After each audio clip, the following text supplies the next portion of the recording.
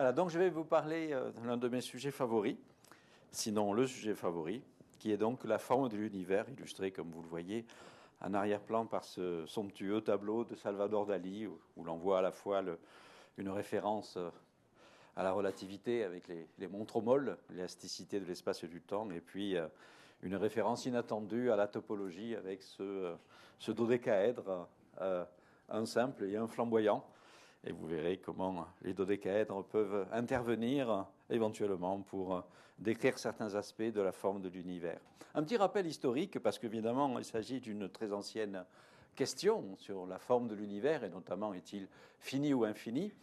Les Grecs avaient déjà de nombreux débats sur cette question. Bon, grosso modo, il y avait deux principales écoles, l'une militant pour l'univers fini et l'autre militant pour l'univers infini.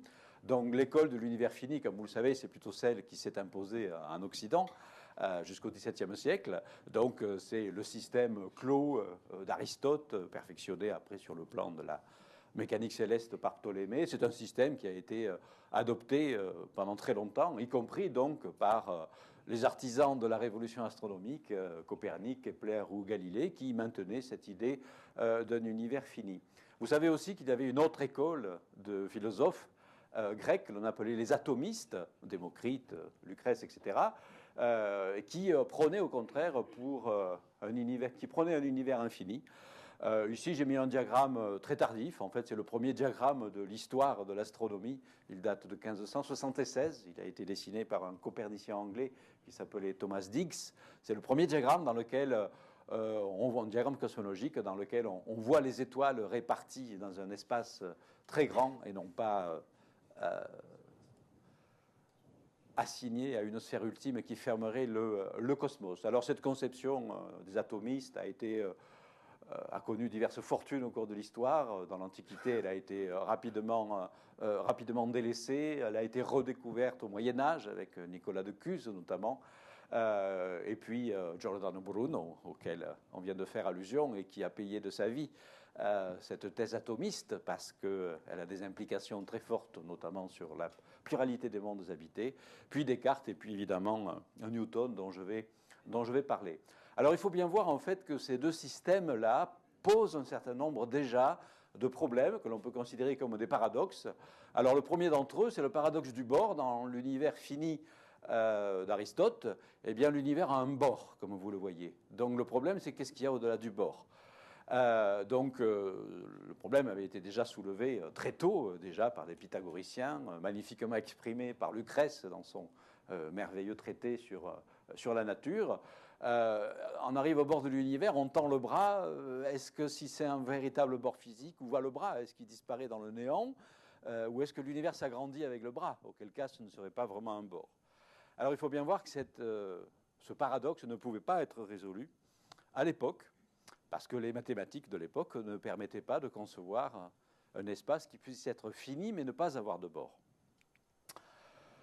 Alors la première tentative de mathématisation du cosmos se trouve au XVIe siècle avec mon héros favori, qui est Johann Kepler, le plus grand génie de l'histoire des sciences, qui, après avoir utilisé, comme on le faisait depuis l'Antiquité, les 5 solides platoniciens, les 5 polyèdres réguliers, pour les associer aux éléments, terre, eau, air, feu, et cinquième élément, quintessence, a eu l'idée, pour exprimer une forme d'harmonie géométrique dans l'organisation du système solaire copernicien, selon lui, d'utiliser donc un emboîtement géométrique de polyèdres réguliers pour expliquer en fait la distribution des orbites planétaires autour du Soleil.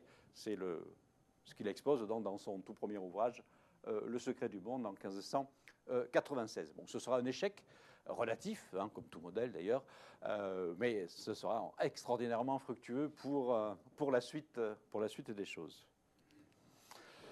Alors donc, je vais très vite évidemment dans l'histoire. La mathématisation se fera par Newton, principe mathématique de la philosophie naturelle, donc publié en 1787, dans lequel donc il prône un espace mathématisé. L'espace cosmique, ça va être l'espace mathématique. Le seul connu à l'époque, c'est l'espace euclidien, tridimensionnel et infini. dans lequel, donc, pour expliquer les mouvements célestes, il faut rajouter des choses, notamment des forces d'attraction universelles et tout un ensemble de choses. Mais donc, on a un cadre mathématique, l'espace euclidien infini, le temps, assimilable également à une ligne euclidienne, et donc les rayons lumineux vont en ligne droite, comme le suggère cette visualisation. Alors l'univers infini pose également un certain nombre de paradoxes, de même que l'univers fini avec bord en posait. Alors le premier paradoxe, vous le connaissez sans doute, le paradoxe de la nuit noire, sous le nom de paradoxe d'Olbers. Il faut toujours rendre justice aux véritables inventeurs. C'est Kepler qui, pour la première fois, a exposé le paradoxe de la nuit noire dans un ouvrage extraordinaire qui s'appelle L'Épitomée de l'astronomie copernicienne, qu'il a publié en 1617. Donc il a fait le raisonnement suivant. Ça, c'est un diagramme extrait de cet ouvrage-là. Il reprend les thèses de Giordano Bruno. Il dit, si, comme on le croit, Giordano Bruno, l'univers est rempli d'étoiles allant à l'infini, à une époque où on pensait que les étoiles étaient éternelles et que la lumière se propageait instantanément, par exemple, eh bien, la nuit serait brillante parce que, en quelque direction que l'on regarde, hein, la ligne de visée rencontrera toujours la lumière d'une étoile. Donc la nuit devrait être brillante. Ce n'est pas le cas, donc Kepler en déduit que l'espace est fini. C'est une possibilité d'explication, mais il y en a d'autres, comme vous le savez. Essentiellement la finitude du temps. L'univers n'existe pas depuis toujours. Paradoxe qui sera d'ailleurs résolu par Edgar Poe, qui n'était pas un astrophysicien, mais un écrivain, comme vous le savez. Il y a également le paradoxe plus étonnant, plus intéressant, pas nécessairement résolu aujourd'hui, de la duplication infinie des êtres et des choses, car dans un univers spatialement infini et éternel, eh bien, toute configuration matérielle, qui est le résultat simplement d'une combinaison d'un nombre fini d'atomes, peut se reproduire à l'identique un nombre infini de fois. Donc nous aurions tous nos clones faisant exactement les mêmes choses que nous dans d'autres endroits de l'univers, y compris toutes les variantes possibles et imaginables, ce qui est philosophiquement intéressant, mais peut-être un peu troublant. Voilà. Et puis également le paradoxe des quantités infinies, puisque dès lors qu'on a un réceptacle infini, le contenu lui-même peut être infini, quantité de matière infinie, un nombre infini d'étoiles, donc une masse infinie, tout un ensemble de choses. Alors finalement, on peut penser qu'il y a une solution, la plus simple à tout cela, pour éviter tous ces paradoxes, c'est un espace fini qui n'aurait pas de bord. Alors pour aboutir à cette possibilité, hein, ce n'est pas la seule explication, parce qu'après tout, on peut se contenter d'un espace infini et essayer d'expliquer les paradoxes. Mais avec un espace fini sans bord, on a une voie pour échapper à ces paradoxes. Et pour cela, il fallait attendre le développement de ce qu'on appelle la géométrie non euclidienne au XIXe siècle, avec les travaux fondamentaux de Gauss et surtout donc, de Lobachevsky, de Riemann et de quelques autres, qui expliquent pour la première fois qu'il y a d'autres géométries possibles que la géométrie euclidienne, qu'on appelle donc les géométries non euclidiennes, qui sont des géométries parfaitement cohérentes et qui notamment ne supposent pas le fameux cinquième postulat d'Euclide. Et donc l'équivalent du cinquième postulat d'Euclide, c'est par exemple que la somme des angles d'un triangle est égale à 180 degrés. Ceci n'est vrai que dans un espace de courbure nulle, mais dans un espace de courbure positive, comme vous le savez, ce qui est le cas de la surface de la sphère, un espace bidimensionnel, bien entendu. Vous savez que la somme des angles d'un triangle est toujours supérieure à 180 degrés. Le cas donc euclidien est le cas très particulier de la courbure nulle. Et la courbure négative, c'est l'espace hyperbolique, initialement décrit par Lobachevsky, où la somme des angles est inférieure à 180 degrés. Et de même, donc, il en découle également les axiomes sur les parallèles qui sont différents, puisque dans l'espace sphérique, toutes les parallèles se recoupent d'une certaine façon, donc il n'y a pas de parallèle, tandis que dans l'espace hyperbolique, il y a au contraire une infinité de parallèles à une droite donnée, en passant par un point donné. Alors, ceci étant posé, donc comment peut-on définir des espaces finis sans bord avec les géométries euclidiennes? Un premier exemple, l'exemple le plus simple, qu'on appelle l'hypersphère, qui va être évidemment la généralisation tridimensionnelle de la géométrie de la surface d'un ballon, la surface d'une sphère. Alors je vous rappelle, donc la surface d'une sphère, c'est bien donc un espace bidimensionnel qui va délimiter un volume tridimensionnel sphérique, mais ça en fait on n'a pas besoin de décrire le volume intérieur ou l'extérieur. La surface de la sphère suffit, et c'est évidemment un espace sans bord. Je suis allé un peu trop vite, donc je reviens en arrière. Voilà. C'est évidemment un espace fini sans bord, puisque les lignes droites sont des grands cercles de longueur finie, la superficie est finie, et quand vous circulez donc en ligne droite, vous ne rencontrez jamais aucun obstacle. Voilà. Donc ce type d'exemple bidimensionnel, et la sphère était connue depuis l'Antiquité, résolvait par exemple le paradoxe du bord quand on s'interrogeait dans l'Antiquité sur la forme de la Terre. Certains pensaient que la Terre pouvait être plate, et un grand plateau, et on avait peur de naviguer, parce que si on arrivait au bord du plateau, on risquait justement, dans cet univers fini sans bord, on risquait de tomber dans le néant. Donc là, évidemment, ça résout naturellement la question. Alors évidemment, après, la difficulté mentale, c'est de passer à 3 dimensions pour imaginer l'hypersphère. Alors, pour faire cela, on change de représentation de la surface de la sphère en faisant une carte qui, au lieu d'être le planisphère usuel, c'est une carte dite en projection polaire, dans laquelle donc on projette tout simplement l'hémisphère nord et l'hémisphère sud, tous deux délimités par la même ligne de coordonnées qui est l'équateur, qui donc évidemment n'est pas un bord physique, c'est qu'une ligne de coordonnées qui sépare deux régions de l'espace centrées sur le pôle nord. Alors donc, il est évident qu'on retrouve évidemment la finitude de l'espace et l'absence de bord, puisque si vous voyagez en ligne droite en partant du pôle nord, en passant le long d'un méridien, en passant par Toulouse, après vous arrivez à l'équateur ici, donc là vous êtes là, vous passez dans l'hémisphère sud, et toujours droit devant vous, passez au pôle sud, vous repassez à nouveau l'équateur, et vous vous retrouvez à votre point de départ. Vous avez donc accompli le grand cercle dans cet espace fini sans bord. Alors, équipé de ce mode de représentation très simple, il est maintenant extrêmement facile de concevoir l'hypersphère. Alors, l'hypersphère, en projection polaire, va être tout simplement représentée, cette fois-ci, par l'intérieur de deux volumes sphériques représentant l'hyperhémisphère nord et l'hyperhémisphère sud. Leurs équateurs sont des hyperéquateurs, ce sont des surfaces et plus des cercles, bien entendu. Ils sont collés entre eux. Chaque point de la surface de l'une des sphères est collé à l'autre point. Voilà.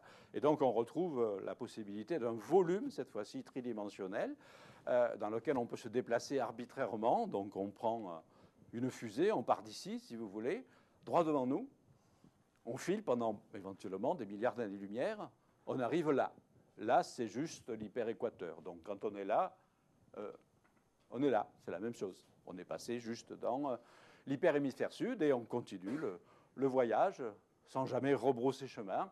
Et on repasse à nouveau dans l'hyperhémisphère nord. Et éventuellement, on boucle le trajet. On est revenu à la maison sans avoir rebroussé chemin. On est bien donc dans un espace qui est fini, qui n'a pas de bord, qui est tridimensionnel.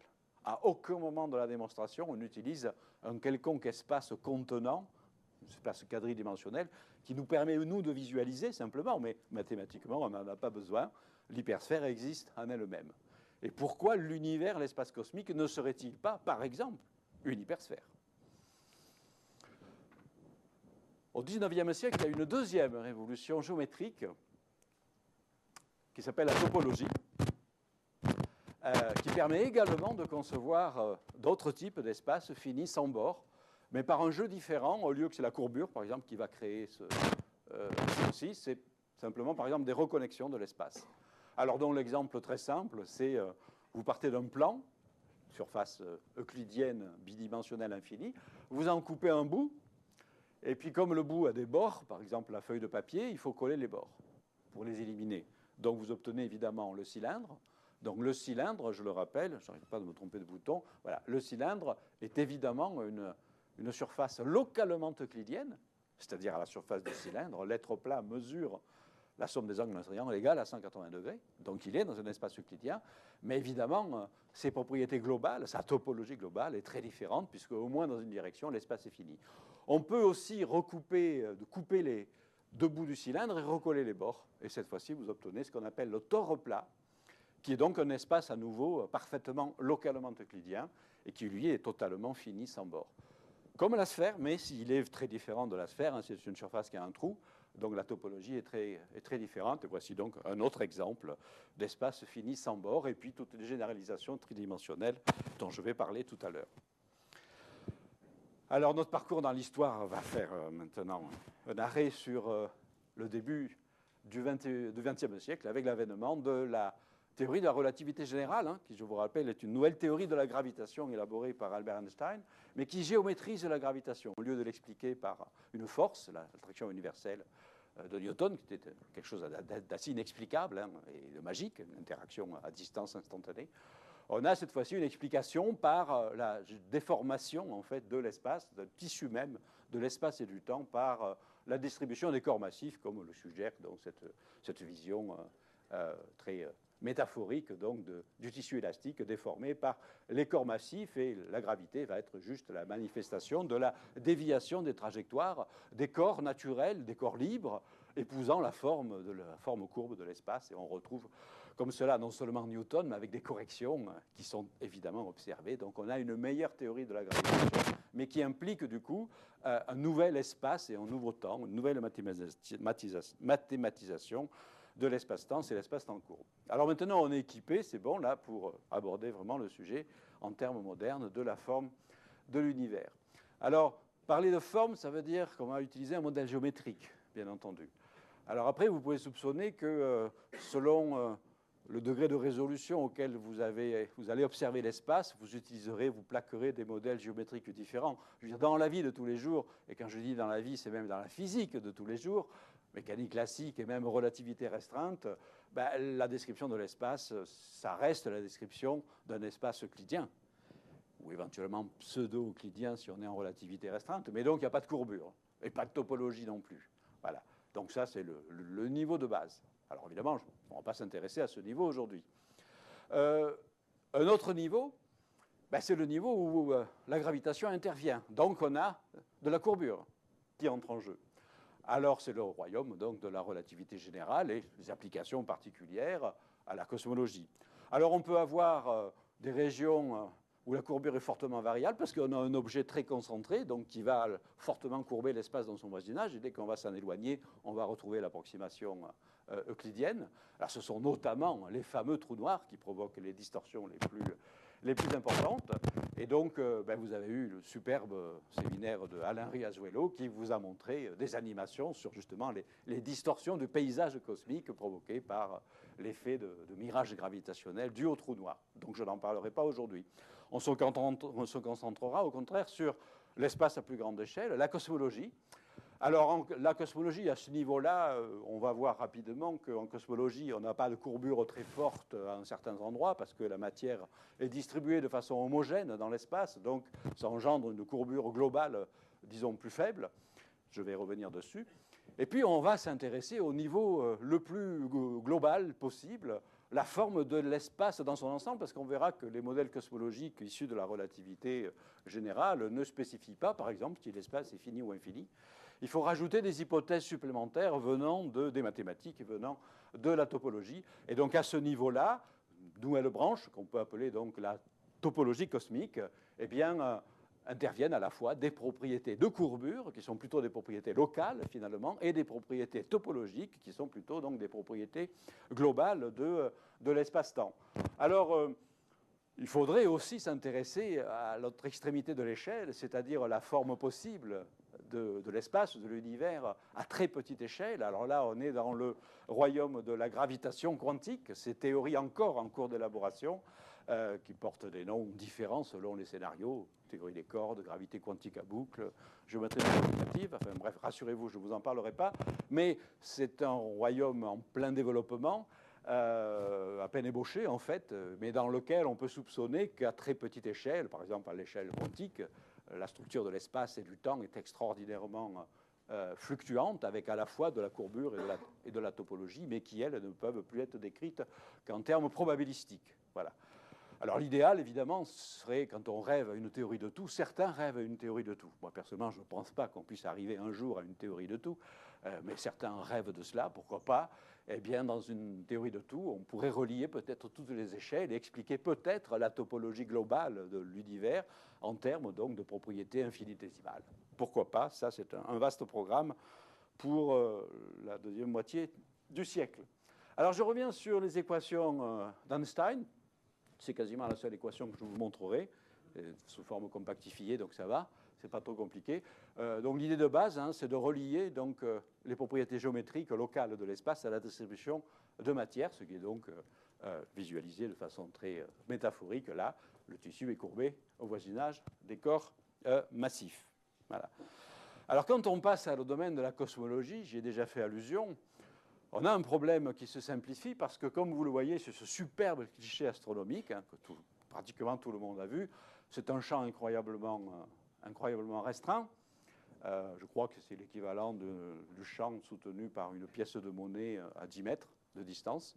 Et à travers ça, avec un grand télescope, on voit des milliers de galaxies. Tous les objets que vous voyez là sont des galaxies, à part les quelques étoiles évidentes qui sont sur ce cliché. Donc, on voit déjà à l'œil que les galaxies sont plus ou moins distribuées de façon uniforme et homogène sur ce cliché-là.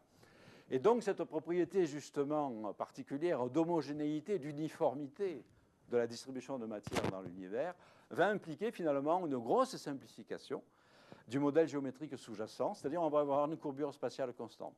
C'est facile à sentir intuitivement, on n'a pas besoin d'équation, même s'il faut le prouver par des mathématiques, mais intuitivement, dans votre tissu élastique, si vous mettez un seul corps, évidemment, vous avez une courbure forte au voisinage du corps, puis dès que vous éloignez, vous retrouvez la platitude. Si vous mettez plein de boules de partout, des galaxies, distribuées de façon uniforme dans un immense tissu, le tissu va se courber uniformément, évidemment. Voilà. Donc on a une courbure de l'espace qui est constante, si la distribution de matière est uniforme. Donc ça veut dire qu'en cosmologie, les modèles cosmologiques auront une partie spatiale qui est soit une courbure positive, auquel cas on aura la généralisation de l'espace sphérique.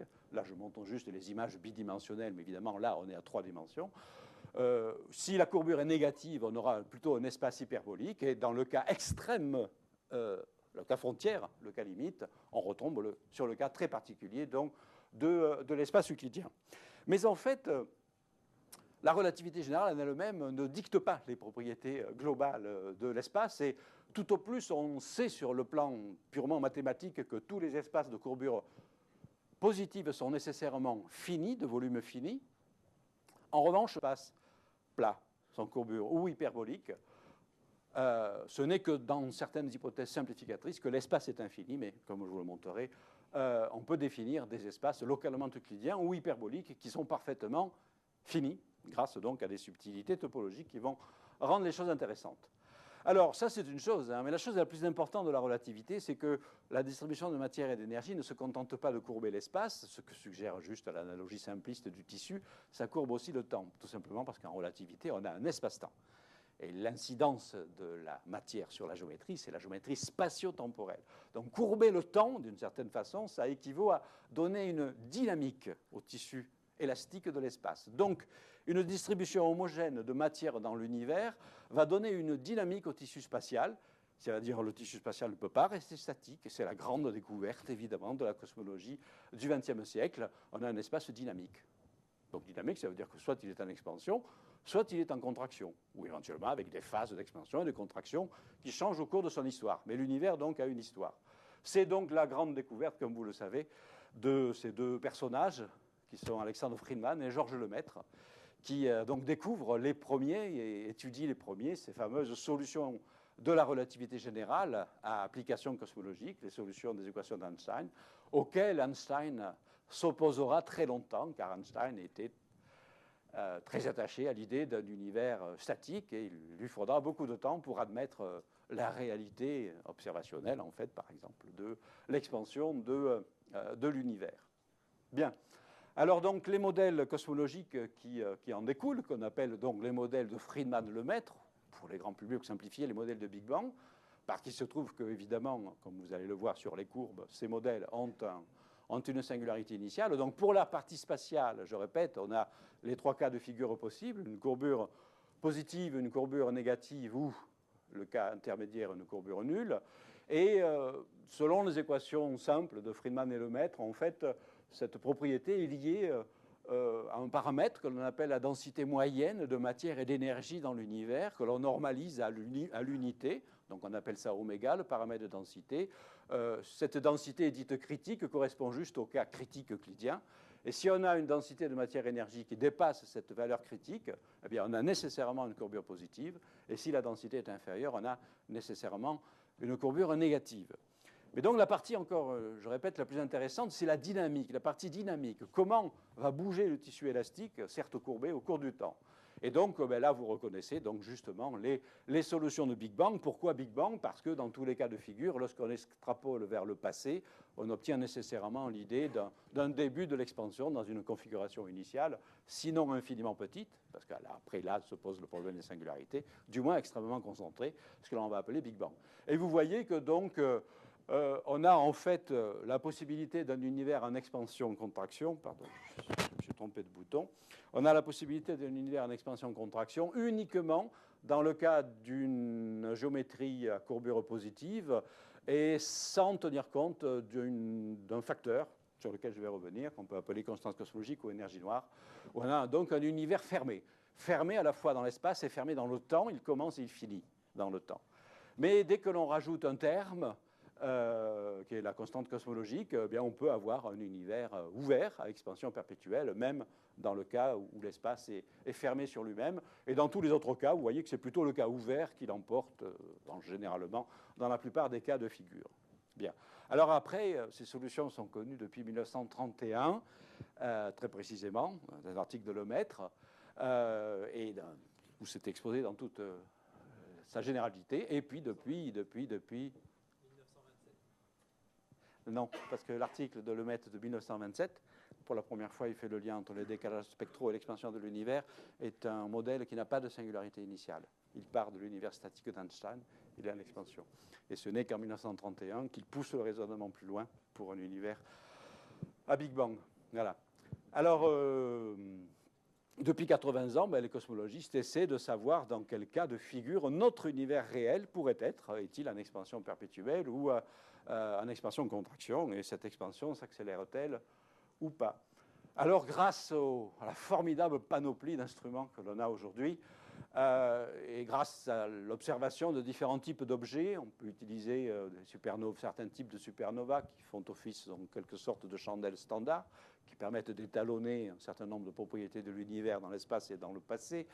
On peut étudier ce qu'on appelle les anisotropies du fond diffus, j'y reviendrai, ce sont les petits grains de lumière du rayonnement fossile, la structure, et puis étudier des amas de galaxies, la dynamique de tout cela, des lentilles gravitationnelles. Bref, placé dans un grand tableau, ici où l'on met la densité de matière et la densité d'énergie noire ou constante cosmologique, l'univers se trouve nécessairement quelque part dans le plan. Alors, il y a des lignes caractéristiques. Par exemple, la ligne noire que vous voyez là correspond à la densité critique. La densité totale, ça va être oméga m plus oméga lambda. Ça va être la somme des deux composantes de l'énergie. Donc, on a évidemment une droite. L'équation oméga m plus oméga lambda égale 1 dans un plan, ça fait une droite qui est celle-là. Donc, ça veut dire que sur cette droite, l'univers est plat, euclidien. En dessous, il a une courbure négative. En dessus, il a une courbure positive. Bon, première information. Deuxième courbe intéressante, la courbe en rouge, c'est la courbe qui va séparer les modèles en expansion-contraction de ceux qui sont en expansion perpétuelle. Donc en dessous, les modèles sont comme ça, Big Bang, Big Crunch. En dessus, expansion perpétuelle. Et puis, on a vu dans les courbes qu'il y a la possibilité d'une expansion perpétuelle décélérée ou accélérée. Et ça, c'est la courbe verte qui fait la différence. Ici, l'expansion est perpétuelle, mais décélérée. Et ici, elle est perpétuelle et accélérée. Bon, donc après, le point d'univers, si on croit la relativité générale en tout cas, se trouve quelque part dans ce plan. Après, il faut des contraintes expérimentales pour essayer de fixer des zones où l'univers peut être. Donc, on combine toutes ces observations. Par exemple, quand on observe le rayonnement fossile, on a plutôt des contraintes sur la courbure. Vous voyez, c'est la zone bleue, où on est autour de la zone critique. Mais on ne peut pas décider si on est... on ne peut pas décider sur la dynamique, on décide plutôt sur la géométrie. Mais si on combine avec des observations de supernovas, les supernovas disent rien sur la courbure, mais donnent des informations plutôt sur la quantité d'énergie noire ou de constante cosmologique que l'on a. Donc on est dans cette zone. Et si on combine encore avec la dynamique des amas de galaxies, des lentilles, vous voyez qu'à chaque fois, il faut évidemment... Le point va se trouver dans la zone d'intersection de toutes ces contraintes expérimentales. Et vous voyez que ça se restreint dans cette zone-là. Et cette zone-là indique donc... Et ça, ce sont des résultats, comme vous le savez, qui ont moins de 10 ans. Ça donne les paramètres de l'univers. 2003, revisité en 2006 et 2008, toujours par les données de WMAP combinées à d'autres. On a l'âge de l'univers, 13,7 milliards d'années. la première lumière, rayonnement fossile dont je vais parler, 380 000 ans, le taux d'expansion, la fameuse constante de Hubble, sur laquelle, qui n'est pas constante d'ailleurs, et qu'on devrait appeler le paramètre de Hubble le mètre, mais peu importe, 70 km par seconde par mégaparsec. La courbure, symbolisée par la valeur du paramètre de densité, je rappelle donc lorsqu'il est égal à 1, on a l'espace euclidien, lorsqu'il est supérieur, c'est sphérique, et lorsqu'il est inférieur, c'est hyperbolique. Donc la courbure, on a à 1 sigma près, on a une barre d'erreur évidemment, comme dans toute mesure. Vous voyez qu'on ne peut pas trancher. Hein, voilà. Bon. On peut être tenté par l'espace sphérique, je l'ai été, je l'avoue, et je ne regrette pas du tout, mais enfin bon, c'est parfaitement compatible avec l'espace hyperbolique et l'espace plat. Bien, le contenu matériel, je me suis encore trompé, voilà. Le contenu matériel de l'univers, ça c'est intéressant, bon, c'est pas partie du sujet de la forme de l'espace, mais j'en ai un mot, comme ça fera un petit peu une synthèse de l'état de la cosmologie. Vous savez qu'en fait, la matière dite visible, les étoiles, les planètes, les galaxies, etc., enfin tout ce qui brille et qu'on voit dans les magnifiques clichés du ciel profond, ne représente que 0,3% seulement. C'est complètement négligeable dans l'univers. Tout le reste, c'est matière énergissoire et énergie sombre. Alors, il peut évidemment y avoir de la matière sombre ordinaire, c'est-à-dire faite d'atomes comme nous ou comme les étoiles. On appelle ça les baryons, ce sont les protons et les neutrons essentiellement. On y en a au moins 10 fois plus que de matière visible, mais ça n'en représente que 4% dans le bilan. Donc, il doit y avoir autre chose. Ça, quand je dis il doit y avoir tout ça, il faut mettre des guillemets de partout, parce qu'il y a un certain nombre d'hypothèses sous-jacentes dessous, bien entendu, d'autres interprétations possibles. Là, je parle simplement du consensus, si vous voulez. Il y a de la matière sombre non baryonique, par exemple des particules élémentaires, genre neutrinos, mais qui ne rentrent pas là-dedans. Enfin, c'est plutôt ce qu'on appelle des neutralinos. Mais bon, peu importe, qui auraient été formés en grand nombre lors du Big Bang, par exemple, qui ont de la masse, qui ont de l'énergie, qui représenterait 24%, et surtout cette composante qui reste mystérieuse, l'énergie noire, qui représenterait aujourd'hui pratiquement les 3/4 de l'univers, qui serait plus de l'énergie sous forme matérialisée, en objet ou en particule, de l'énergie à l'état diffus, et qui pose donc un grand nombre de questions, mais qui apparemment est là dans les observations. Elle accélère l'expansion de l'univers, on la voit dans le camembert, et donc le résultat, c'est que si on croit ça, le destin futur de l'univers serait finalement la courbe de l'expansion perpétuelle accélérée. Et on aboutit à ce qu'on appelle le modèle de concordance actuel en cosmologie. Mais vous savez, la concordance, c'est un peu comme la mode, hein, ça peut changer encore. Mais bon. Donc voilà, cette courbe que Lemaître avait anticipée, avait prévue et avait déjà privilégiée également, j'ai un article de 1931, mais que personne ne croyait, avec donc un univers en expansion perpétuelle, connaissant une phase d'accélération.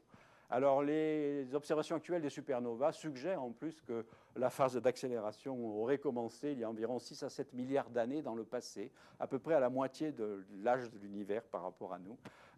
L'accélération aurait commencé. Et l'une des questions, évidemment, que l'on se pose, ce n'est pas le sujet d'aujourd'hui, c'est est-ce que cette accélération va se poursuivre à jamais ou pas? Ça dépend de la modélisation de l'énergie noire. Et là, il y a beaucoup de théories en compétition, savoir si cette énergie est constante au cours du temps ou variable, etc. Ça change complètement le destin de l'univers. Je n'en parlerai pas.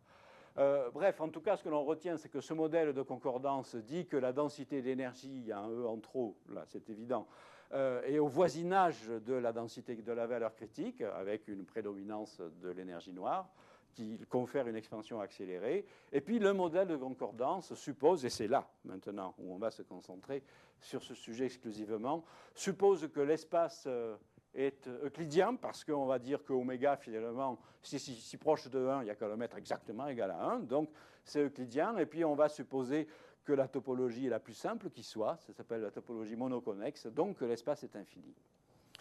Et en fait, c'est précisément ces hypothèses-là qui sont arbitraires et que l'on peut parfaitement remettre en question en étant cohérent avec absolument tout le reste.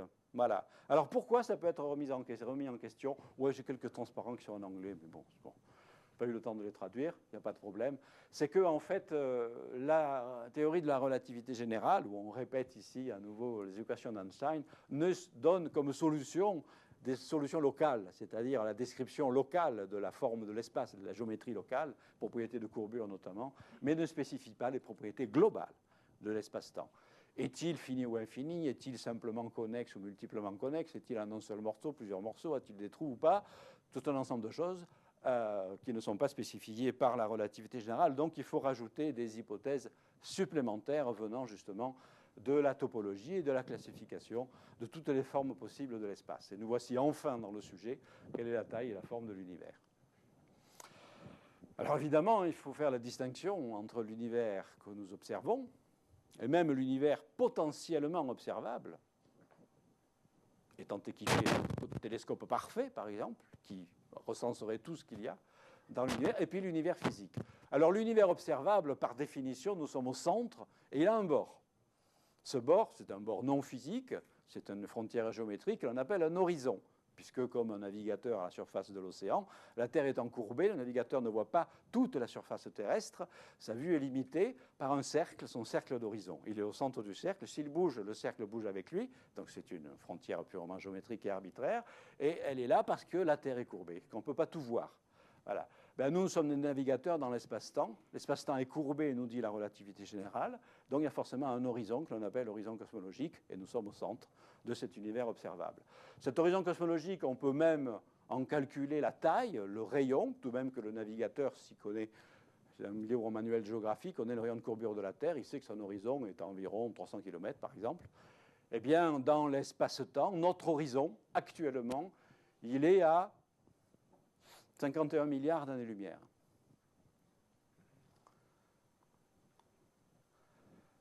Alors, première hypothèse, cet univers observable, fini, est plongé au sein d'un véritable espace physique qui, lui, est infini. C'est en fait le modèle de concordance. Voilà. Hypothèse qui semble la plus naturelle. Petit sondage parmi vous. Qui, a priori, ou même a posteriori, pense qu'on est dans ce cas de figure d'un véritable espace physique est infini? Et n'ayez pas aucune crainte à lever le doigt. C'est tout à fait possible, hein, donc vous pouvez lever le doigt. Non, personne, tout le monde va. D'accord, ok, c'est bien. Personne ne pense que l'univers est infini. Donc tout le monde est contre le modèle de concordance, c'est génial. Bon, oui. Le modèle de concordance, il dit pas ça. Dans le modèle de concordance, tu n'as rien à dire de ce qui se passe sur des échelles beaucoup plus grandes que l'horizon. Eh bien, juste quand l'on ne dit rien, on suppose la topologie simplement connexe. Mais bon. Oui, non, mais tu ne peux pas l'associer d'un côté ou de l'autre. Bon, alors, pour aller dans ton sens, je dirais qu'effectivement, la stricte hypothèse de l'infinité de l'univers, qui de toute façon ne sera jamais testable par aucune mesure physique, ne fait éventuellement pas partie du modèle de concordance. Le modèle de concordance va dire nous sommes dans un espace physique extraordinairement plus grand que notre univers observable. Alors effectivement, cette possibilité est réalisable avec un espace physique fini sans bord qui serait beaucoup plus grand que l'univers visible. Par exemple, une hypersphère, mais dont le rayon de courbure serait gigantesque, par exemple, par rapport au rayon de l'univers, au rayon de l'horizon, et donc on ne saurait pas faire du tout la distinction, au sein de l'univers observable, évidemment, entre l'univers infini et l'univers fini, mais très très grand. Cette hypothèse pourrait être testable éventuellement si cet univers physique n'était pas trop grand par rapport à l'univers observable, auquel cas on pourrait trouver des traces de la finitude dans cette région-là. Troisième hypothèse, logique, peut-être un peu perturbante sur le plan astronomique au départ, c'est que l'espace physique fini sans bord soit plus petit que l'univers observable. Et ça, c'est uniquement la topologie qui va nous permettre de bâtir ce type de modèle dans lequel on a immédiatement l'idée d'un mirage, c'est-à-dire l'existence d'images multiples de certains objets qui existeraient uniquement dans un univers physique relativement petit et dupliquant des images nous ferait croire que l'univers est plus grand que ce qu'il est. Donc c'est ce que, à la suite d'un séminaire, du tout premier séminaire, à l'époque où ces recherches-là étaient encore complètement embryonnaires, je commençais à travailler à peine là-dessus au début des années 90, je suis venu faire mon tout premier séminaire ici à Toulouse, et effectivement, donc j'étais vraiment le b.a.-ba. Et puis, dans la salle, il y avait effectivement Joseph Tapia, topologue, qui m'a suggéré le terme d'univers chiffonné. Vous comprendrez pourquoi, pour expliciter un petit peu métaphoriquement ce type de modèle. Alors, un exemple, donc, je vous ai parlé tout à l'heure du tore plat, obtenu en collant les bords d'une feuille de papier pour éliminer les bords. Donc, on a un espace une surface bidimensionnelle. Oui. Est-ce que vous pourriez faire le test maintenant, savoir qui croit à l'hypothèse 1, 2? Ah oui, j'ai oublié, voilà, de revenir en arrière. Oui. Alors, très juste alors. Alors donc, qui pense que l'univers est fini sans borne mais beaucoup plus grand que l'univers observable? D'accord? Et qui pense éventuellement que l'univers pourrait être plus petit? Voilà. Et les autres ne se prononcent pas. Ben, c'est très bien. Ça veut dire qu'il y a encore plein de recherches à faire. Alors, donc sur cet espace fini sans bord, donc, bon, cette petite animation bien connue, hein, c'est exactement l'équivalent du jeu vidéo où la fusée ne quitte jamais l'écran parce que dès qu'elle atteint un bord de l'écran, elle rentre de l'autre côté. Donc c'est comme si on collait les bords de l'écran. Et donc en fait, un jeu vidéo de cette nature ne fait qu'illustrer la géométrie d'un tore plat, où on a une fusée plate qui circule indéfiniment sans jamais rencontrer d'obstacle. Alors, c'est ce type de modèle qui va produire éventuellement un effet de mirage, alors qui n'est pas un mirage gravitationnel localisé quelque part, parce qu'il y aurait une lentille, une masse qui formerait l'espace, comme avec le cas des trous noirs que vous avez vu avec Alain Riazuelo. C'est un mirage global, puisque c'est la forme même de l'espace qui ferait office de loupe, de lentille, et qui va donc produire des images fantômes réparties un peu dans toutes les profondeurs, les directions de l'espace, et également les profondeurs du temps, parce que les rayons lumineux des images multiples vont mettre différents temps pour nous parvenir. Alors vous voyez que dès que l'on commence à reconnecter un espace qui initialement n'est pas chiffonné et que l'on commence à le chiffonner, bon là c'est un chiffon bien sage, hein, on se contente de simples recollements, mais comme on peut faire des formes compliquées, la métaphore du chiffon, elle est intéressante, au moins sur le plan poétique. Donc l'univers observable dans ce type de modèle, c'est ça. Voilà, donc on a en fait un espace réel qui est celui-là, fini sans bord, et par multiplication des trajets des rayons lumineux, c'est l'une des propriétés essentielles des modèles qui ne sont plus monoconnexes, qui ont une topologie dite multiconnexe. On démultiplie les trajets des rayons lumineux entre deux points quelconques de l'espace, et donc on a forcément une illusion d'optique. Alors, cela dit, on n'aurait pas accès observationnellement à l'ensemble de l'illusion d'optique qui s'appelle mathématiquement l'espace de revêtement universel. L'espace tissé par les rayons lumineux, en empruntant tous les trajets possibles entre deux points, tisse un espace plus vaste que ce qu'il peut être en réalité, qu'on appelle mathématiquement l'espace de revêtement universel. En pratique, puisqu'on est limité par un horizon, on aura simplement un bout de l'espace de revêtement universel. Mais comme on peut construire des modèles d'espace de volume plus petits que l'horizon, eh bien, on peut effectivement avoir des images multiples. Donc, mettez-vous bien dans la tête que l'on croit à la topologie ou pas aux univers chiffonnés, peu importe, mathématiquement et cosmologiquement, l'univers que nous observons, c'est mathématiquement l'espace de revêtement universel ou un sous-ensemble de cet espace de revêtement universel. Ça ne coïncide avec l'espace réel que si la topologie est monoconnexe. Hypothèse simplificatrice, éventuellement arbitraire, comme peut l'être toute hypothèse simplificatrice. Alors, je dis c'est très différent donc le mirage topologique du mirage gravitationnel, parce que comme vous le savez, un mirage gravitationnel ne démultiplie les images qu'à l'arrière de la lentille, puisque c'est un effet local de courbure, et c'est pour ça que donc les images multiples dans les mirages gravitationnels sont localisées dans la direction de la lentille. Là, on va avoir au contraire les images multiples dispatchées dans toutes les régions de la direction de l'espace. Alors ça, c'est évidemment une représentation de ce qu'on appelle l'hypertore. C'est la généralisation naturelle du tore plat. Au lieu de partir d'une feuille de papier, vous partez d'un cube, morceau, bloc d'espace euclidien, fini. Pour éliminer les bords, vous collez les faces opposées, vous obtenez l'hypertore.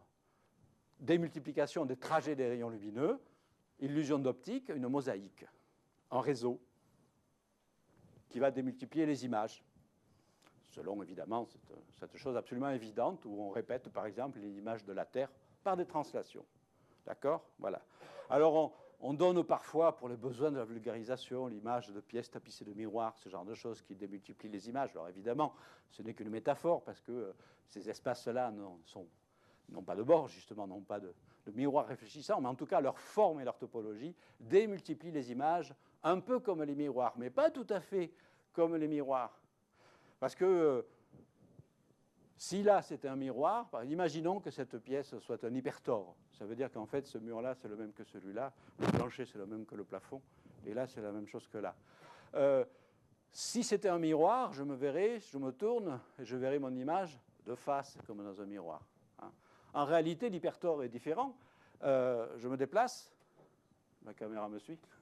Dès que j'arrive là, c'est comme le passe-muraille. En fait, c'est pas le passe-muraille, je me retrouve tout de suite de l'autre côté, exactement au point équivalent, puisque c'est le même, et je continue mon trajet, et ceci dans toutes les directions. Voilà. Donc mon image multiple, elle ne me fera pas face, elle me tournera le dos, comme dans cet extraordinaire tableau de René Magritte, qui a eu cette intuition d'une forme de symétrie qui n'est pas la symétrie du miroir. C'est la symétrie de l'hypertore. Hein. Intéressant. Hein. En plus, ça se répéterait après à l'infini, comme la vache qui rit, si vous voulez. Hein. Voilà. Bon, alors, toute petite parenthèse mathématique. Hommage aux topologues, aux topologistes. Ils ont fait un formidable travail de classification de toutes les formes possibles des espaces tridimensionnels. Pour simplifier, parce que c'est un sujet compliqué qui mériterait un séminaire spécialisé, on va s'en tenir aux espaces à courbure constante qu'on utilise en topologie, en cosmologie, pardon, ces espaces de revêtement universel, donc ils peuvent être soit l'espace euclidien infini, courbure nulle, soit l'hypersphère, courbure positive, soit l'espace hyperbolique.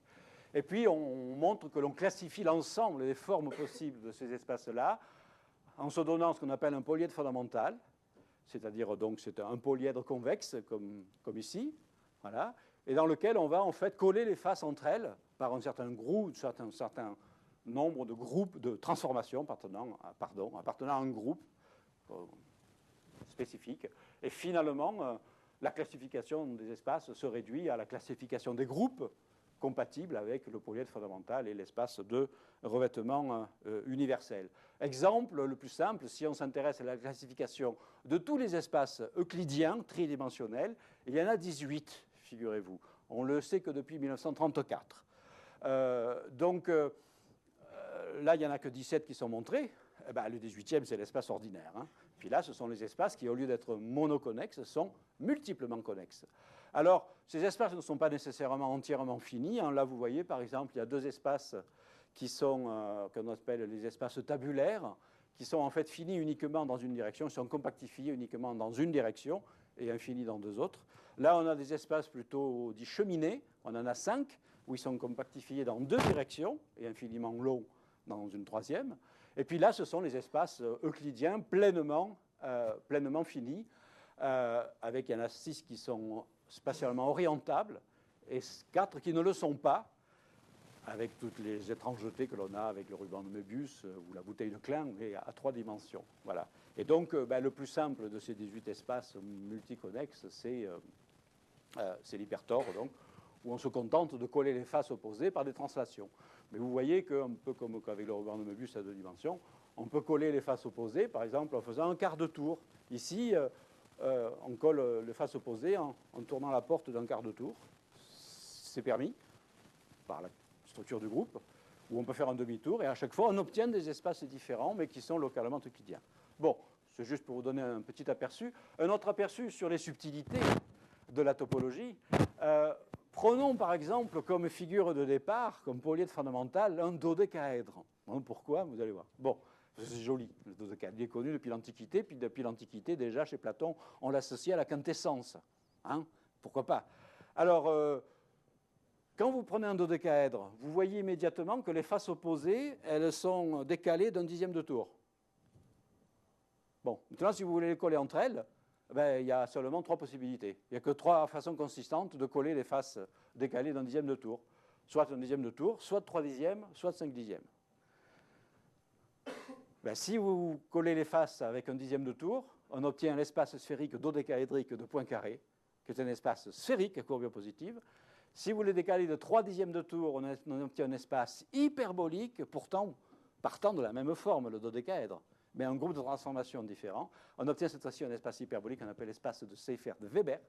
Et puis si on le tourne de 5 dixièmes de tour, c'est-à-dire d'un demi-tour, c'est évidemment ce qu'on appelle l'espace projectif, l'équivalent de l'hypersphère dont on identifie les points antipodaux, qui est un espace donc également sphérique, dont il y a quelques subtilités évidemment avec la topologie. Donc parmi eux, je vais évidemment un peu expliciter mieux l'espace dodécaédrique de points carrés, de la même façon que l'on peut, bon, il peut être expliqué de différentes façons, mais de la même façon que l'on peut faire un pavage régulier de la surface d'un ballon, la surface d'une sphère, par 12 pentagones incurvés, évidemment, pentagones sphériques réguliers, on va pouvoir faire un pavage de l'hypersphère par 120 dodécaèdres sphériques.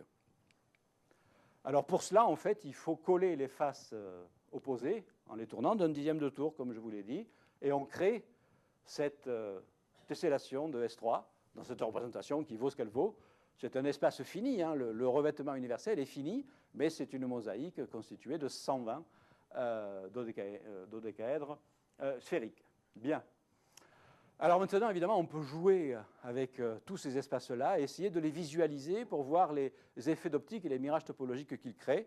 Alors donc, grâce à ça, grâce à un programme extraordinaire qui a été fait par un de mes collaborateurs qui s'appelle Jeffrey Weeks, qui est un génial mathématicien, élève de Thurston, la fameuse médaille Fields, il a élaboré donc un programme, CurveSpace, que l'on peut trouver sur Internet, on peut le télécharger, dans lequel on visualise en fait des formes d'espaces multiconnexes avec les images multiples donc, de la Terre, et on pénètre dans la chair de ces espaces pour mieux comprendre leur structure. Alors, je vous en montre juste. Alors, pour la caméra, je vais en montrer d'abord des espaces en 2D, puis après on passera à la 3D, c'est là que vous mettrez vos lunettes, mais pas tout de suite.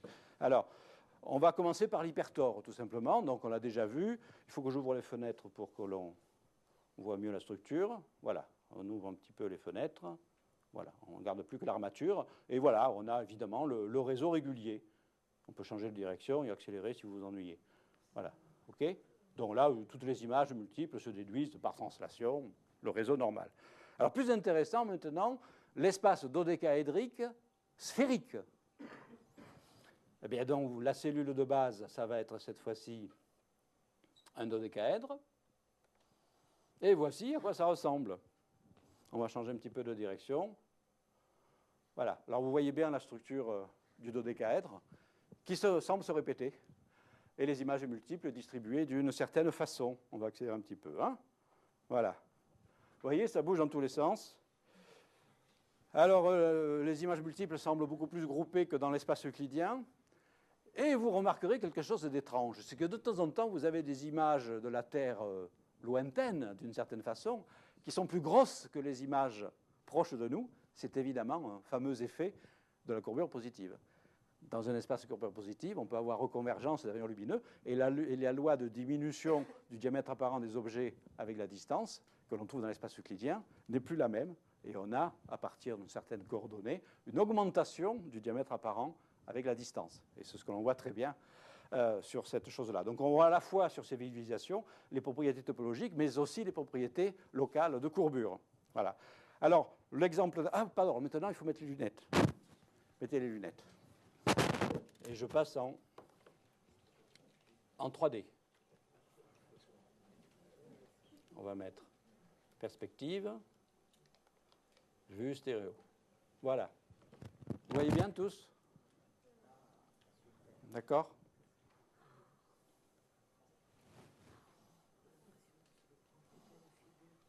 Voilà, vous avez bien l'effet de profondeur. Alors on passe à l'espace hyperbolique maintenant, c'est-à-dire on va garder la même structure de base en dodécaèdre, mais on va coller les faces opposées en faisant 3/10 de tour, et on va avoir un espace radicalement différent, qui est celui-là.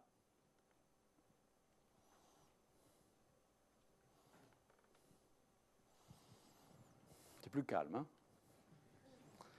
Alors on retrouve la structure du dodécaèdre. On va accélérer un peu quand même. Voilà. Alors vous voyez que les images multiples sont beaucoup plus séparées dans l'espace. Vous voyez également la loi, cette fois-ci, de diminution du diamètre apparent avec la distance, qui est plus rapide que dans le cas euclidien. Donc les images éloignées deviennent extrêmement petites en taille. Et voilà, donc avec la même structure, mais avec un groupe d'identification et de collage différents, vous obtenez, donc vous engendrez des espaces extrêmement différents. Voilà. Ben, vous pouvez laisser tomber les lumières. On ne va pas passer toute là. J'aurais plein d'espace à vous montrer, mais bon, j'ai plein de choses à vous raconter encore, et donc on va s'arrêter là pour ces visualisations. Mais donc, si ça vous intéresse, vous pouvez télécharger ce programme, Curved Space, et jouer avec des quantités d'espace que nous avons calculées. Bon, allez, il est temps maintenant, il ne faut pas trop que je déborde mon temps. Vous m'avez accordé combien de temps, à peu près? Si on va jusqu'à 12h30, ça fait trop ou pas? Ça ira, 12h30? Bon. Alors, on s'amuse beaucoup avec les maths, comme vous voyez. Maintenant, on va faire de la cosmologie. On va essayer d'importer ces mathématiques, ces topologies dans les modèles cosmologiques et voir si on peut en tirer des choses, faire des modèles cohérents et puis trouver des tests expérimentaux, trouver des tests observationnels. Alors, a priori, on peut se dire, si on a des multiplications d'images, fantômes, on peut faire des analyses statistiques, on va essayer de reconnaître des galaxies fantômes les unes des autres, etc. Bon, vous imaginez que ça ne marche pas à cause du temps de trajet des rayons lumineux, qui sont très différents, donc on ne voit pas le même objet à la même époque, il y a des effets d'évolution, etc., etc. Donc on va plutôt s'orienter vers des analyses statistiques, des corrélations de distance entre, dans des grands catalogues d'objets sur lesquels on a des données tridimensionnelles, des coordonnées tridimensionnelles, qui, je le répète, sont celles de l'espace de revêtement universel et pas celles de l'espace réel. Et s'il y a des répétitions dues à une topologie sous-jacente multiconnexe, il y a donc des répétitions dans ces séparations entre les objets. Ce sont des techniques qu'on a développées avec Roland Loup, Marc Lachaiseray et Jean-Philippe Puzan dans la deuxième décennie 1990, dite de cristallographie cosmique, où on trace des histogrammes, si vous voulez, de séparation entre les objets dans l'espace de revêtement universel. S'il n'y a pas de topologie, on a une courbe en cloche, une distribution de Poisson. Et dès qu'on a de topologie et de répétition, sur certaines distances, dépendant évidemment des caractéristiques spatiales du polyèdre fondamental, on a des accumulations d'objets qui provoquent des pics. Et on a montré qu'il y a une véritable spectroscopie des pics. La distribution, la hauteur des pics sont une signature de la topologie sous-jacente. Alors, si on fait ça, ces calculs sur des catalogues fictifs, parce qu'actuellement, nos catalogues ne sont pas assez profonds pour pouvoir effectivement utiliser ces tests avec efficacité. Si dans des catalogues fictifs, on étudie ça dans l'espace sphérique dodécaédrique de Poincaré, on obtient cet histogramme-là. Et notamment, on voit que les premières images multiples apparaîtraient à un redshift de 2. Et puis, les plus importantes seraient à des redshifts beaucoup plus grands. Et vous voyez qu'en fait, donc en pratique, il faudrait des catalogues extraordinairement complets et profonds des galaxies, amas de galaxies, objets lointains, pour tester la topologie de l'espace de Poincaré avec la cristallographie cosmique. Mais pourquoi pas dans le futur? Peut-être pas si lointain que ça. Alors en revanche, on a l'autre source d'information qui nous donne accès en fait à la totalité de l'univers observable, comme vous le savez, qui est le rayonnement fossile. Et dans le rayonnement fossile, où on a cette fois-ci des données bidimensionnelles seulement, on a donc les fluctuations de température du rayonnement fossile. On va faire une analyse statistique des fluctuations pour essayer de remonter donc à des propriétés également topologiques, non seulement des propriétés locales, répartition de matière, etc., mais également des propriétés topologiques. Pourquoi? Parce que quand on voit le rayonnement fossile, on sait que le Big Bang a fait vibrer le jeune univers avec des ondes, qui étaient des ondes acoustiques, gravitationnelles, tout ce que vous voulez, un petit peu comme vous faites vibrer un instrument de musique, lorsque les vibrations s'assagissent, les grains de sable se sont rassemblés. Et si vous faites une analyse harmonique de la distribution des grains de sable, les corrélations, etc., vous remontez éventuellement aux propriétés du tambour. Et notamment la possibilité que le tambour puisse être fini ou infini, ou avec des formes précises. Voilà. Alors, en termes un peu plus techniques, puisqu'on observe effectivement le rayonnement de fond sur une sphère qu'on appelle la sphère de dernière diffusion, qui a émis pour la première fois il y a 14 milliards d'années ce rayonnement, qui nous parvient aujourd'hui sur Terre, il est commode de décomposer ce qu'on observe, c'est-à-dire les fluctuations de température delta-T, en ce qu'on appelle les harmoniques sphériques. Donc c'est l'équivalent musical, si vous voulez, de cette analyse des micro-ondes. Et puis comme on fait en maths, après on prend ces coefficients et on définit les harmoniques multiples qu'on appelle en fait les moments multipolaires. Donc c'est vraiment une analyse harmonique en fait des propriétés du rayonnement fossile. Voici par exemple quand on prend les harmoniques vues à 90 degrés qu'on appelle le quadrupole, c'est ici, puis etc., des harmoniques toujours sur des angles plus petits. Et il faut bien se rendre compte que la carte obtenue expérimentalement par des satellites comme WMAP, que j'ai montré, la carte réelle, c'est la combinaison d'environ 10 ou 1 000 cartes comme ceci, qui sont les harmoniques fondamentales qui se superposent avec des poids différents pour rendre compte de la carte globale. Voilà. Alors donc, il faut faire l'analyse mathématique et harmonique de la carte. Alors, l'une des informations que l'on peut tirer, pas toutes, mais un certain nombre d'informations, s'appelle le spectre de puissance, où on trace en fonction du nombre d'ondes ou de l'échelle angulaire, qui sont reliées très simplement, l'échelle angulaire sur laquelle on va regarder les corrélations dans le ciel. Hein. On trace cette courbe-là. Ça, c'est la courbe qui peut être calculée, par exemple, d'abord sur le papier, avec le modèle le plus simple, espace infini, euclidien, qui est bien l'espace de concordance, parce que là, on suppose bien que l'espace est infini sans coupure. Bien. Alors donc, on a l'harmonique principale, hein, le grand pic, puis des harmoniques secondaires, et puis ici, on est plutôt en train de regarder les corrélations à très très grande échelle. Voilà. Alors, évidemment, on n'aura pas d'informations sur la topologie dans ces régions-là, mais en revanche, on en aura évidemment. La topologie traite des choses à grande échelle, donc on aura des informations sur la topologie plutôt dans ces régions-là, c'est-à-dire les régions à faible nombre d'ondes ou à grande valeur angulaire. Et vous pouvez soupçonner que de même que quand vous faites vibrer un tambour, d'abord, si le tambour est infini, il va vibrer sur toutes les longueurs d'onde. S'il est fini, vous aurez des coupures, dans les graves évidemment, mais en plus, selon la forme du tambour, hein, il peut être rond, elliptique, polyédrique, etc. Les ondes vont se réfléchir sur les parois, vont se recombiner différemment, et à chaque fois, vous aurez en fait des harmoniques différentes. Donc, on peut faire également ce type de calcul du spectre de puissance, des calculs théoriques du spectre de puissance angulaire avec des topologies sous-jacentes, et on devrait déjà retrouver dans les vibrations à grande échelle de l'univers des différences, par exemple, entre un hypertor ou, par exemple, le dodécaèdre de point carré. Hein. Voilà. Alors pour ça, il faut passer par des choses mathématiques extrêmement compliquées, bon, qui s'appellent le calcul de mode propre du Laplacien. Bon, je passe. Résultat des courses. Vous savez que donc en 2003, on a eu les premières données du satellite WMAP qui a analysé donc, les structures du rayonnement fossile avec une haute précision angulaire et dans toutes les directions du ciel, ce qui a permis enfin de compléter les embryons de cartes que l'on avait avec les télescopes embarqués sur ballon, qui n'avaient qu'un temps de vie limité, donc ils ne pouvaient pas surveiller tout le ciel, et donc ne faisaient que des mesures également à petite échelle angulaire. Et donc là, on peut compléter la courbe. Alors, en rouge, vous avez à nouveau la prédiction théorique du modèle plat infini. Et puis en noir, vous avez, avec les barres d'erreur, vous avez les données expérimentales entre différents instruments, mais évidemment, pour la partie de grande valeur angulaire, ce sont les données de WMAP. Voilà. Alors, qu'est-ce qu'on peut en déduire? D'abord, une chose, c'est que je ne l'ai pas dit, mais en fait, la position du pic, c'est-à-dire la vibration essentielle, le grain de lumière que l'on voit typique dans la carte, va donner une échelle, en fait, sur la taille des fluctuations de l'époque. Et par un modèle assez simple, on peut en déduire la courbure de l'espace, tout simplement parce que c'est comme vous mesurez la somme des angles d'un gigantesque triangle. Vous êtes à l'un des sommets du triangle. Deux côtés font 51 milliards d'années-lumière et vont jusqu'au rayonnement fossile. Le troisième côté, c'est un grain du rayonnement fossile. Donc, il suffit de mesurer l'angle de vue de ce grain pour en déduire si on est dans une géométrie euclidienne ou pas, avec la barre d'erreur que ça donne. Donc, ça donne une valeur sur le paramètre de densité, et c'est la valeur que j'ai donnée tout à l'heure avec cette barre d'erreur. Donc, on est très très proche du cas plat, mais on ne peut pas décider. Voilà. Alors, cela dit, c'est très proche du cas plat, mais il y a quelque chose quand même qui m'agace. C'est que dans tous les communiqués de presse, on dit, on a prouvé, un, que l'univers était plat, exactement plat, et deux, on a prouvé l'inflation. Bon, ça m'énerve un petit peu. Donnons des chiffres, c'est la seule équation un peu compliquée que je vous montrerai.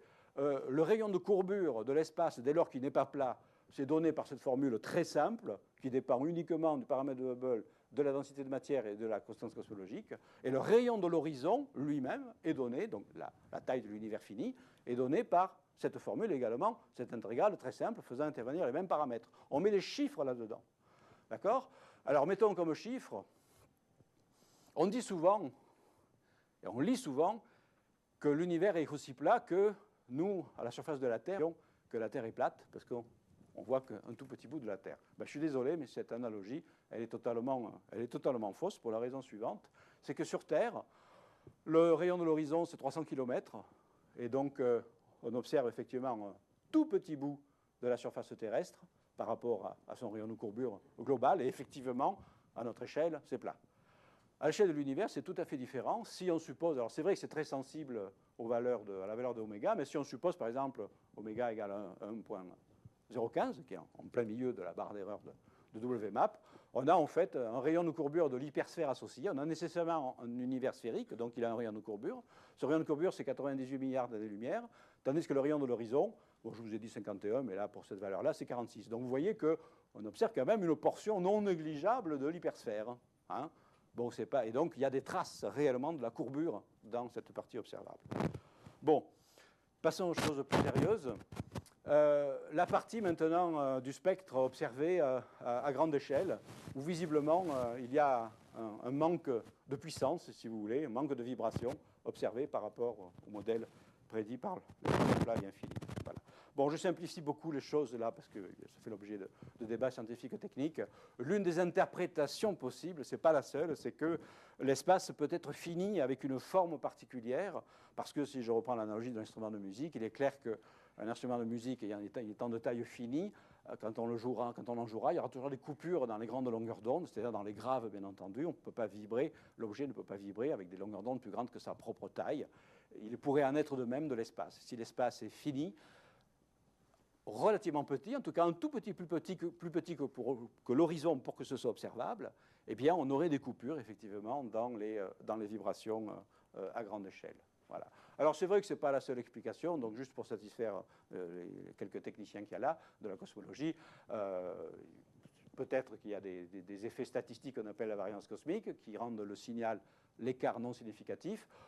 Si c'est significatif, on peut invoquer l'inflation, qui explique quasiment tout, parce qu'il y a plein de paramètres libres.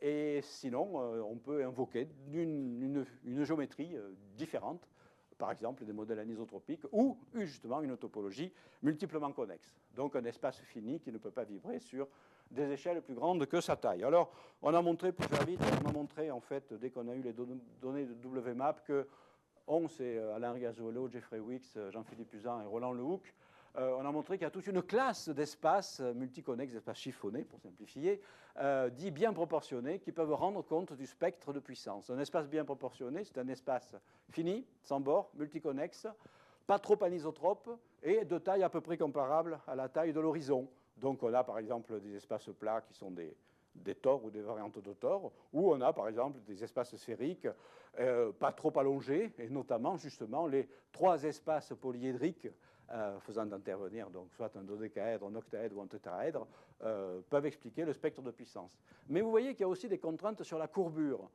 Pour supposer une topologie sous-jacente de l'espace, il faut que ce soit compatible avec une certaine valeur du oméga. Et là, on voit par exemple que l'espace tétraédrique ou l'espace octaédrique requiert des omégas qui sont un peu élevés quand même par rapport à la barre d'erreur observationnelle. Hein. Donc c'est quand même l'espace de Poincaré qui est le mieux adapté à cette fenêtre observationnelle. Et évidemment, les espaces toriques le sont aussi pour le spectre de puissance, uniquement pour le spectre de puissance. Donc je répète, parmi ces espaces bien proportionnés, on connaissait évidemment l'espace dodécaédrique. Et puis j'étais en train de bêcher mon jardin à la campagne, lorsque parmi tous ces espaces bien proportionnés, j'ai eu l'intuition que l'espace sphérique dodécaédrique pouvait éventuellement mieux marcher que les autres. Et donc, j'ai lancé l'idée comme ça à mes collaborateurs. On a commencé les calculs des modes propres du Laplacien, c'est-à-dire les modes vibratoires de ce type d'espace, pour voir si ça s'accordait aux données. Donc, je rappelle, l'espace sphérique dodécaédrique, hein, vous ne sortez pas, vous rentrez en tournant, ça vous donne ça. Et au miracle, qu'est-ce qu'on obtient? On obtient un spectre de puissance simulé, calculé, qui s'ajuste extraordinairement bien aux données observationnelles. Et si vous avez uniquement dans la partie de grande longueur d'onde, hein, donc grandes échelles angulaires, donc faible nombre d'ondes et grande longueur d'onde, vous avez le modèle dit de concordance flat, plat, lambda CDM en vert, vous avez les données expérimentales avec leur barre d'erreur en bleu, et en rouge, vous avez le calcul théorique les vibrations du modèle de Poincaré, avec évidemment une discrétisation des modes, puisque l'espace est fini, donc vous avez des petites oscillations sur le spectre, et vous voyez effectivement un ajustement plus satisfaisant. Bon, alors ce n'est pas nécessairement significatif, on n'a pas nécessairement trouvé définitivement la forme de l'espace, ce serait trop beau, mais en tout cas, c'est un candidat qui s'avère finalement très sérieux, ce qui nous a permis donc effectivement de publier cet article qui avait fait la une de Nature, en déclenchant à la fois un grand intérêt, ce qui est normal, et donc plein d'équipes se sont mises à travailler sur ce modèle-là, ce qui a enrichi considérablement les choses, et puis en déclenchant évidemment certaines polémiques, ce qui est la moindre des choses. Alors, notamment, bon, le modèle reproduit bien le spectre de puissance, mais ce n'est pas le seul. Il fait une prédiction sur le oméga, c'est-à-dire en fait il n'est compatible que si le oméga est compris entre ces deux valeurs-là. Bon, pour l'instant c'est tout à fait dans la barre d'erreur de WMAP. Remarquons que peut-être que les instruments futurs, allez, après tout, Planck surveilleur, soyons optimistes, qui va être lancé dans quelques jours, va peut-être améliorer, combiner à d'autres observations, la fourchette du oméga, et va peut-être soit éliminer le cas plat, enfin à 2 ou 3 sigma, ou alors éliminer l'espace de points carrés si oméga s'avère largement trop proche de 1. Ça peut déjà exclure certains cas topologiques. Mais surtout, comme j'ai dit que le spectre de puissance ne suffit pas pour prouver une topologie donnée, ce n'est qu'une suggestion possible, le modèle prédit un mirage précis. Et c'est celui-là qui va être la vraie signature observationnelle de la topologie. Alors juste avant de conclure sur cette signature topologique possible, les caractéristiques de notre, entre guillemets, dodécaèdre de points carrés ajustés aux données de WMAP sont les suivantes, en taille. Donc l'univers observable, avec les valeurs de oméga que j'ai données, sont de l'ordre, donc un rayon de l'ordre de 50 milliards d'années-lumière, tandis que l'espace physique, donc, qui à cette échelle réduit à 2, ça ressemble plutôt à un pentagone et pas à un dodécaèdre, aurait donc un rayon moyen, ce n'est pas un rayon puisque ce n'est pas une sphère, mais enfin une taille moyenne un peu plus petite. Donc c'est un espace plus petit, mais pas beaucoup plus petit. En fait, le volume de cet espace, le volume du dodécaèdre, l'espace physique serait de 80% le volume de l'univers observable. Donc il y a un effet de mirage. Alors évidemment, ça va pas être un mirage gigantesque qui va nous faire voir des milliers de terres, de voies lactées réparties de partout. Bien entendu, l'espace, le modèle est trop grand. Tout au plus, on trouverait des corrélations, des images multiples où, ben, déjà, on a une petite intuition. On voit que si on colle les bords opposés, ça veut dire qu'on va voir des régions du rayonnement fossile à l'intersection entre ça et la sphère. On va les voir identiques dans des directions différentes. Donc on a déjà l'intuition de à quoi va ressembler le mirage topologique engendré par ça. Ce sont des cercles dans le ciel. Parce que de la même façon qu'on a...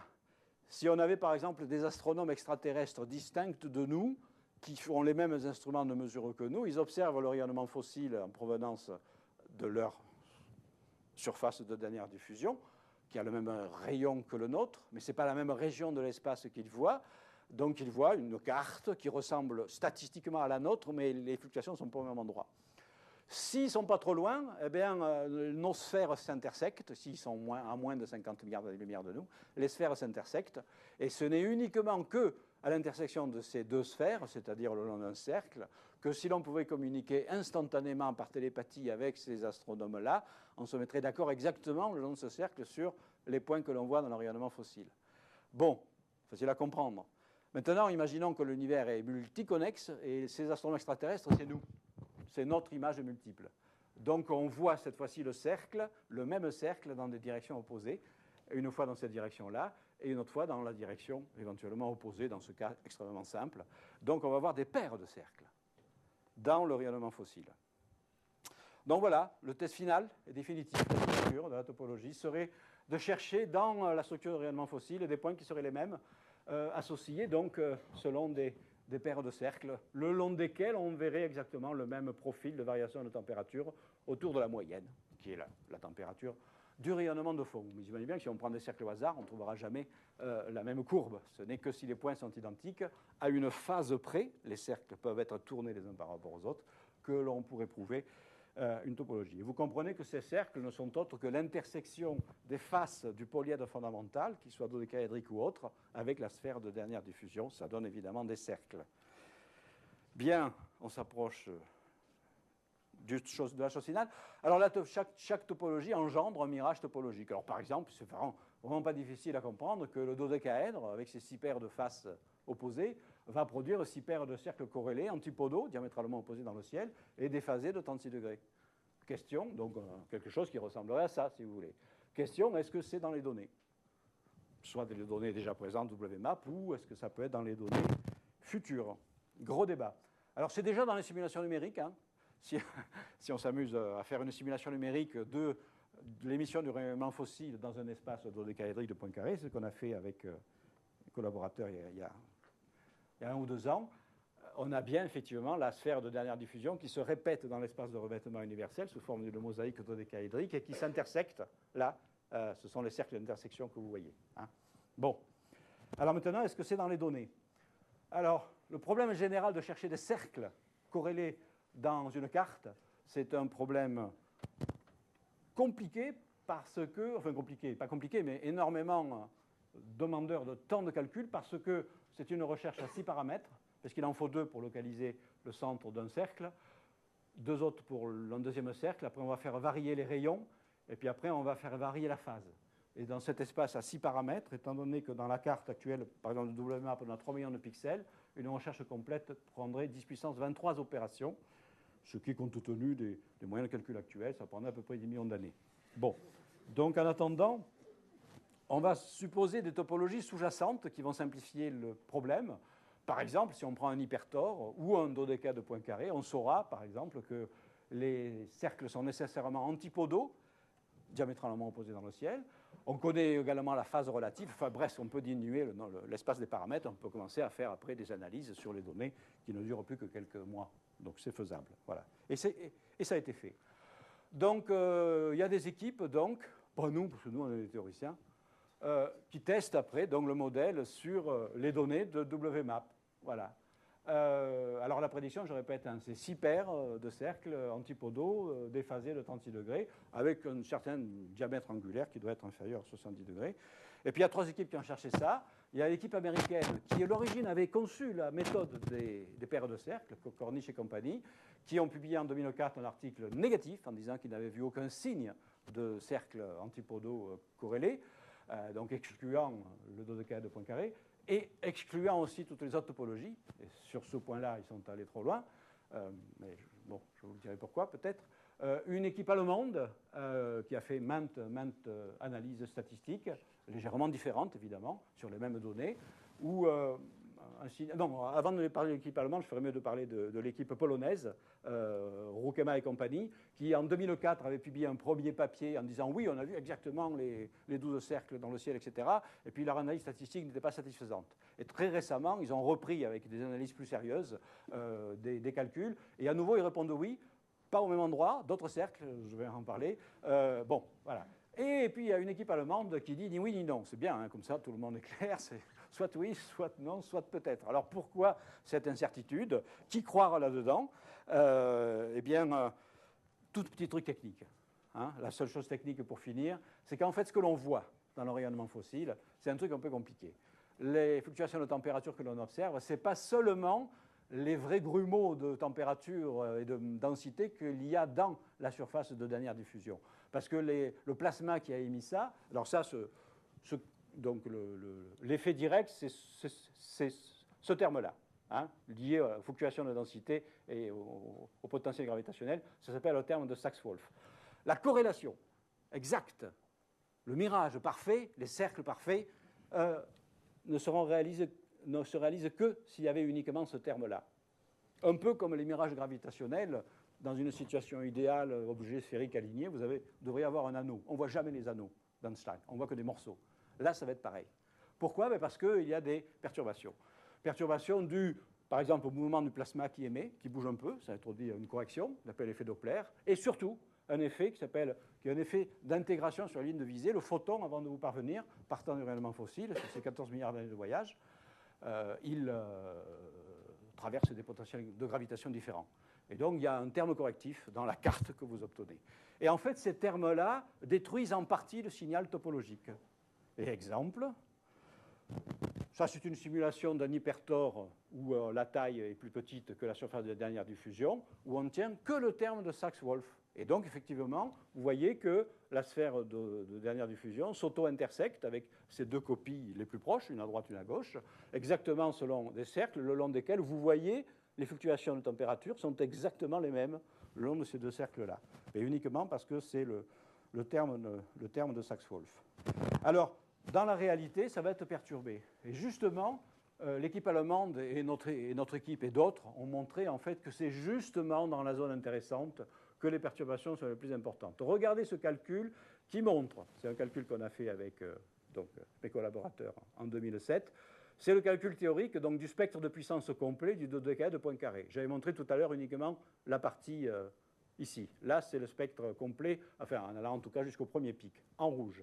Il y a 3 composantes dont je vous ai parlé. La composante principale, le terme de Sachs-Wolf, il est en vert. Les perturbations, en violet, vous avez l'effet Doppler. Non, pardon, en bleu, vous avez l'effet Doppler. Et en violet, vous avez l'effet Sachs-Wolf. Vous voyez que sur la plupart du spectre, les perturbations sont relativement négligeables. Et dans la partie qui nous intéresse, c'est-à-dire là, regardez le terme de Sachs-Wolf intégré, il devient aussi grand que le terme de Sachs-Wolf pur. Il va détruire le signal topologique. Et c'est l'une des raisons pour lesquelles l'analyse statistique, pour l'instant, ne donne rien. Et d'ailleurs, on se demande si les satellites futurs vont améliorer ce problème-là pour tester la topologie. Voilà. Donc, c'est l'une des raisons pour lesquelles on commence à chercher d'autres outils. Alors, notamment, cette équipe franco-polonaise, au lieu de chercher des cercles parfaits, va chercher des cercles épaissis, c'est-à-dire des anneaux qui vont inclure un peu plus de données. Et justement, donc, leur dernier travail, publié dans Astronomie et Astrophysics en 2008, font état donc, de 6 paires d'anneaux corrélés dans le ciel dans une configuration dodécaédrique avec une rotation, effectivement, de 36 degrés, qui peut être une indication, une signature assez proche, effectivement, du modèle de Poincaré, mais là encore, ça doit être refait, réanalysé, signification statistique à faire, etc., etc. Voilà. Donc, beaucoup de travail encore, ça, je n'ai pas le temps de vous en parler.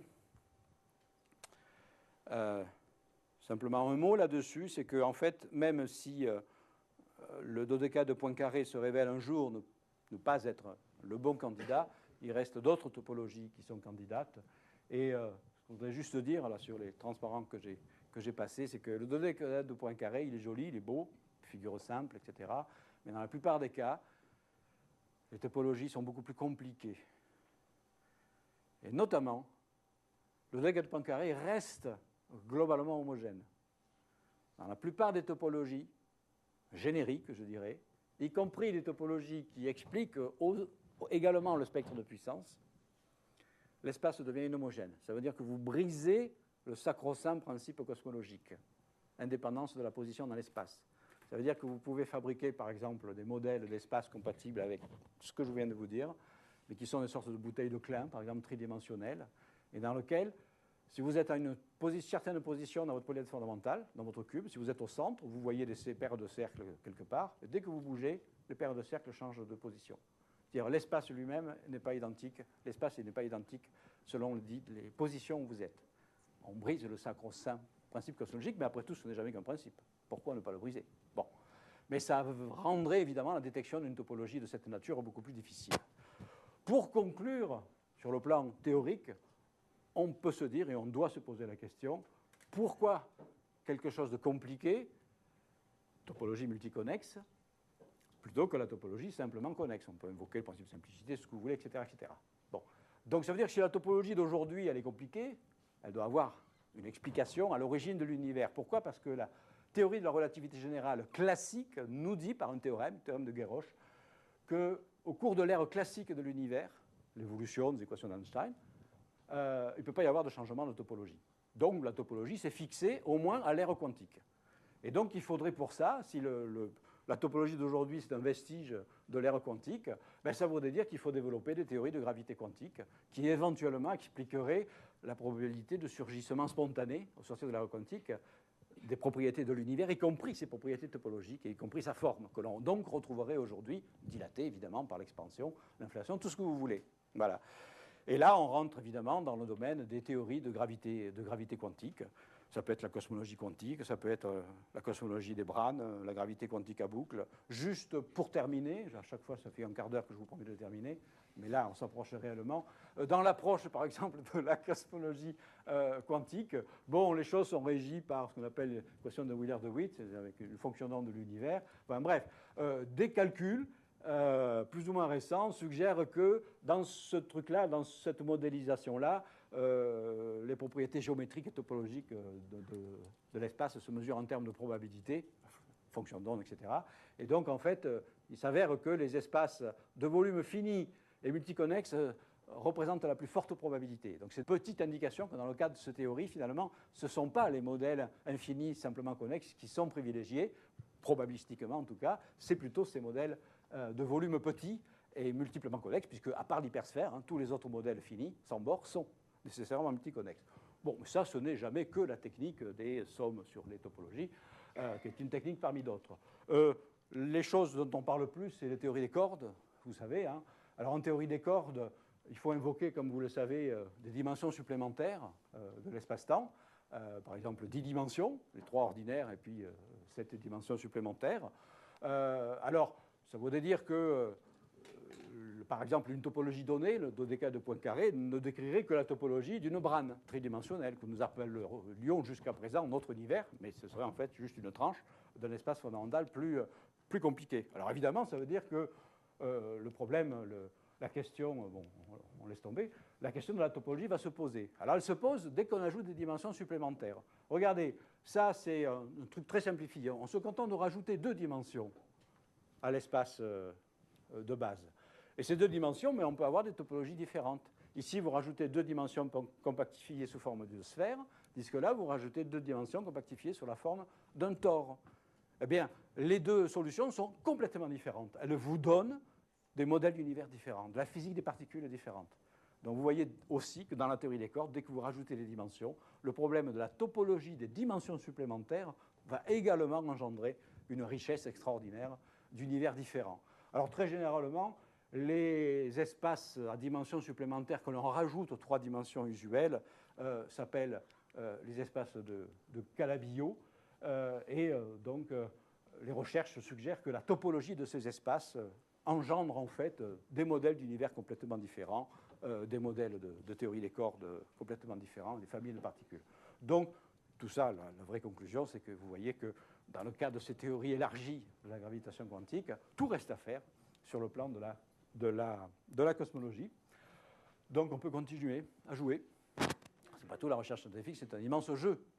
Voilà. Alors, vous savez que les Romains jouaient déjà avec des dés dodécaédriques qui, ayant 12 faces, on les associe aux constellations. On peut faire de l'astrologie aussi, c'est super. Voilà. Et puis, on a joué longtemps au jeu dodécaédrique. Ça, c'est une gravure que j'ai trouvée à la Bibliothèque nationale. Elle date du XVIIe siècle. C'est la réminiscence du dodécaèdre platonicien qui était censé représenter la quintessence, l'éther. Et on voit des anges jouant dans le ciel avec ces dodécaèdres symbolisant la géométrisation possible de l'éther. Et voici la version moderne que j'ai trouvée par hasard sur Internet. Donc malheureusement, on n'a pas mis de copyright sur notre dodécaèdre. Donc du coup, ça a été utilisé par une boîte privée, une compagnie qui a utilisé ça pour faire sa pub. Mais donc voilà, c'est la version moderne du dodécaèdre qui n'est plus du tout platonicien et qui est reconnecté. Mais donc voilà, on peut continuer à jouer avec toutes ces topologies. Voilà, je vais m'arrêter là. Si vous voulez un peu approfondir, mais en termes qui restent abordables, mon livre « L'univers chiffonné » et sa version en anglais réactualisée, parue l'année dernière. Merci beaucoup.